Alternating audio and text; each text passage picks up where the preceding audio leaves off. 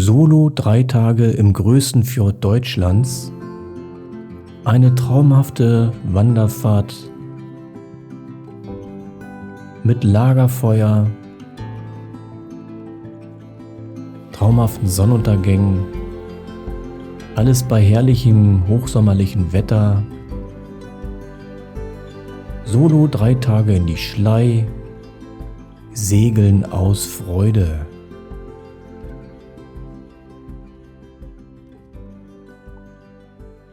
Das ist also jetzt der 3. Tag. Ich liege wieder im oberen Teil der Schlei vor Anker auf einem Laser 16.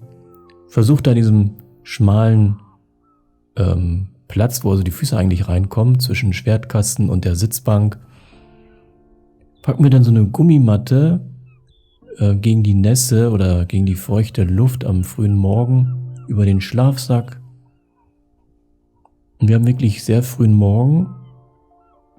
Gucken wir mal gerne den Sonnenaufgang an. Es ist immer noch recht kühl, auch im Sommer. Und dann kommt sie dann langsam hoch, die Sonne.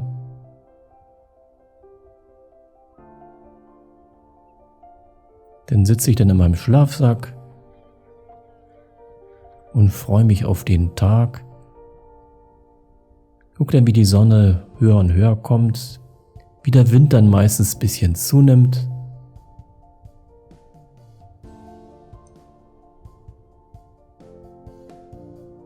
Strömung ist nun verschwunden in der Schlei, also die Boote richten sich nicht der Strömung aus nach, sondern wieder gegen den Wind. Das ist der Hafen von Marsholm, wo jetzt die Sonne drüber steht.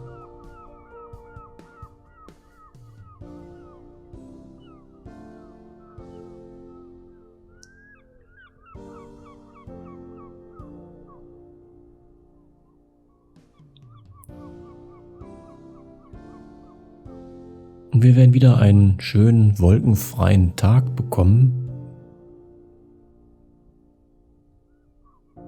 Und gerade morgens machen die ganzen Wasservögel eine super schöne Soundkulisse.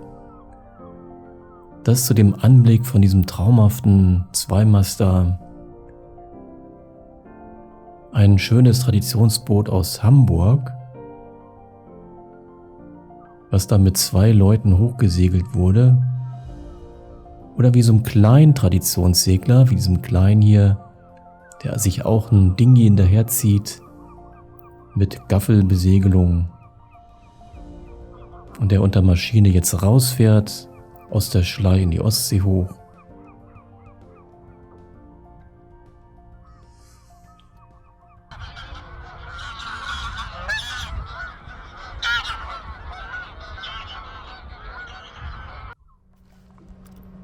Und wenn es dann ein bisschen wärmer ist, dann komme ich aus dem Schlafsack raus, wird der erstmal wegverstaut und ich bereite mich dann auf ein Frühstück vor.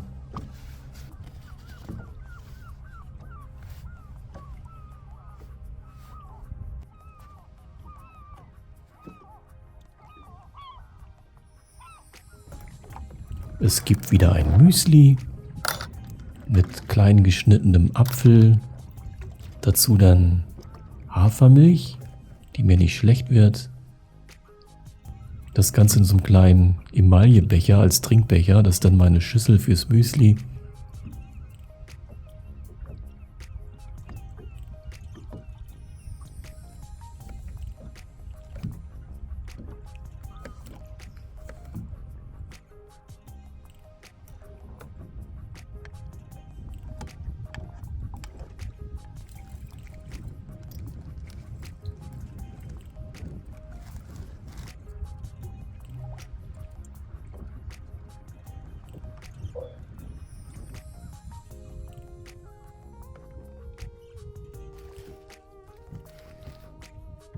Dazu gibt es ein paar Schnittchen noch, die Reste vom Brot.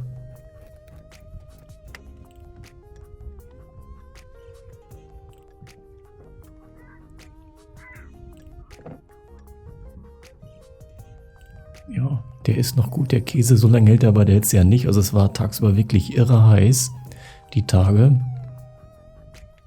Und kühlen kann ich das schwer. Maximal kriege ich es aufs Wassertemperatur runter, wenn ich es irgendwie ins Wasser hänge, das Zeug.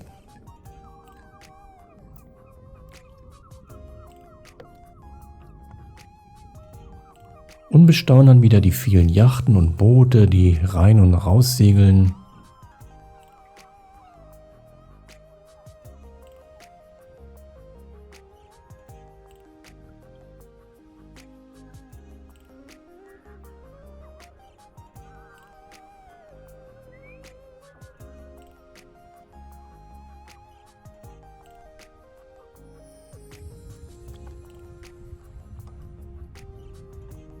R51 Tower. For information concerning live gunnery firings in Kiel Bight in front of dump, listen to channel 69. Irgendwie wurde da ich habe es nicht ganz mitbekommen, eine Notfallübung vor Dump wohl durchgeführt und da war ein Teil dann gesperrt. Aber so richtig habe ich es nicht rechtzeitig laut genug gehabt. Aber ich werde es ja sehen. Mit der Jolle kann ich ja auch sehr flach fahren, ganz nah am Ufer. Da wird es dann wohl nicht gesperrt sein. Und so mache ich mich langsam bereit, wieder nach Kiel zu segeln. Und schlag das Groß wieder an. Baum kommt wieder rauf.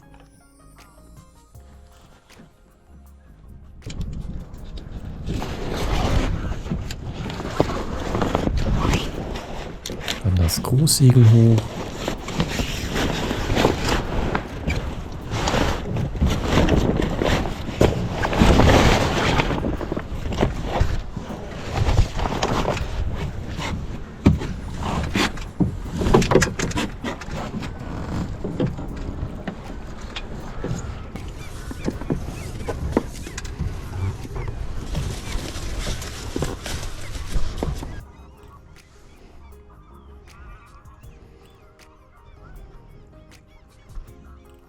Für die Rückfahrt braucht man das nicht unbedingt. Da kann man eigentlich die Tonne gut sehen oder einigermaßen gut sehen, um die man dann westlich rum muss, wenn man innen vorbeifährt. Aber ich nutze den auch immer, um den Treck aufzuzeichnen.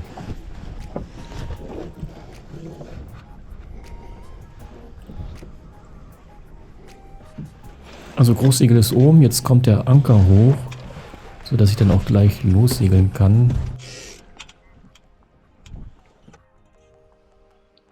Nun geht es bei leichtem Wind direkt aus Osten, denn gegen Windrichtung langsam aus der Schlei raus. Hier habe ich nochmal meine kleine Boje reingelassen. Da packe ich dann die Kamera ran und filme mich dann einmal von der Seite selber.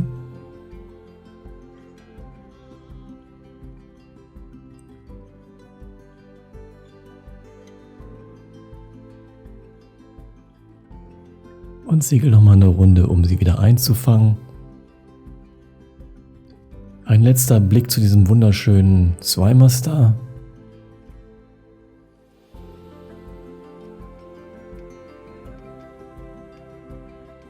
Und dann geht es wieder langsam Richtung Schleimünde. Aus der Schlei raus.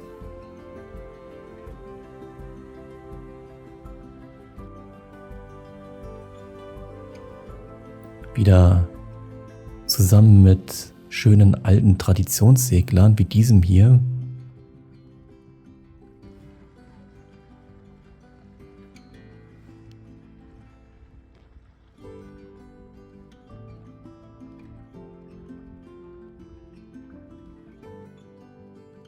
Wieder vorbei an der Giftbude und dem Leuchtturm.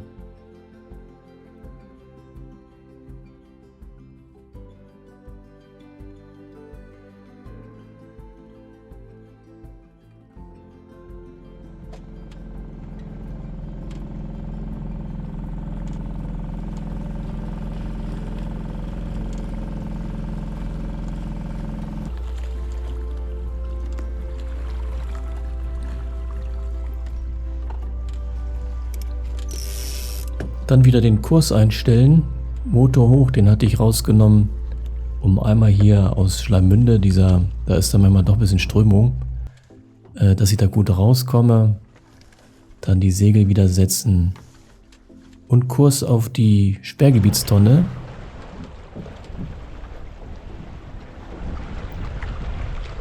Wieder bei relativ leichten Ostwind, also traumhaft, um allein mit einer Jolle dann über die Eckernförder Bucht zu segeln.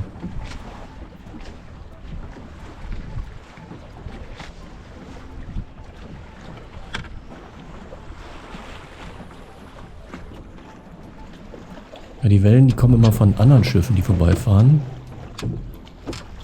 Ansonsten war die See ziemlich flach.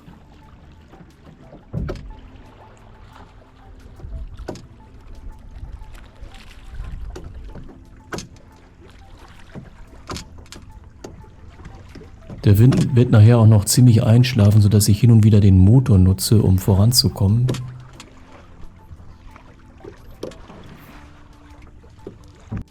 Kann man jetzt gut sehen, da ist also Windstille, der Baum schlagert nur und wir machen gar keine Fahrt mehr.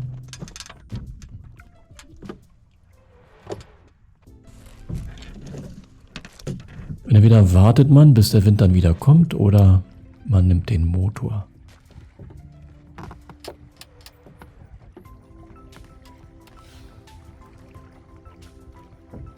Und der macht's richtig. Der hat gleich 2 Spielsachen, die er sich hinterher zieht. Schlauchboot und ein Sub. Ich glaube, das werde ich auch mal bei mir erweitern. Hinter dem Kanu noch ein Sub hinterher.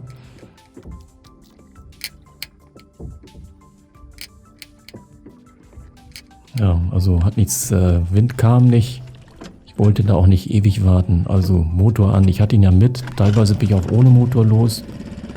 Und da muss ich wirklich warten. Oder mich halt hinstellen und mit der Leine wedeln, wenn andere vorbeifahren, in der Hoffnung, dass die mich sehen und dann mitnehmen und schleppen.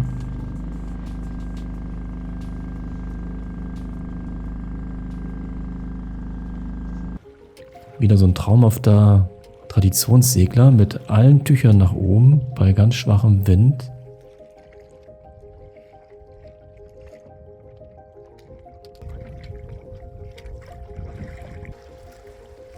Und das ist wieder Bülk, die Tonne, um die man rumfährt, oder der Leuchtturm, um den man rumfährt, um in die Strander Bucht einzusegeln. Mein Ziel, um zurück nach Kiel zu kommen, in den Olympiahafen in Kiel-Schilksee. Und damit endet dann auch meine 3-tägige Fahrt. Danke fürs Zuschauen.